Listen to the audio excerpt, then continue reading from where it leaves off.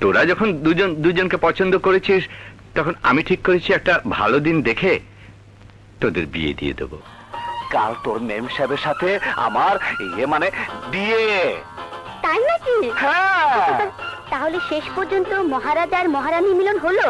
রিটার মতো একজন মডার্ন শিক্ষিত মেয়েকে আপনি বিয়ে দিচ্ছেন ওই অশিক্ষিত রাজার সাথে? আশ্চর্য, তুমি কি করে ভাবলে যে রিটাকে আমি রাজার সাথে বিয়ে দেবো? হ্যাঁ, শোনো, রাজা যখন তার বোনকে নিয়ে ঢাকার দিকে আসবে, তখন আমার লোকজন ওদের ধরে নিয়ে গিয়ে বিয়ের আগ পর্যন্ত আটকে রাখবে। এদিকে বিয়ে বাড়ি, মেহমানরা সব এসে যাবে।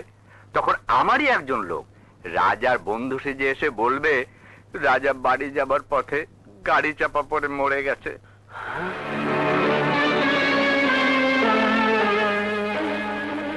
তারপর?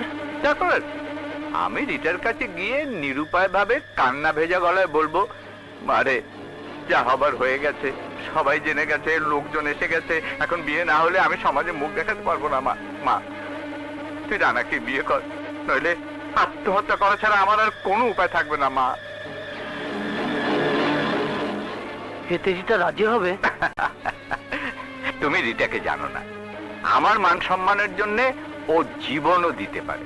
ও হ্যাঁ, বিয়ের দিন তুমি দুলা সেজে আড়ালে থাকবে।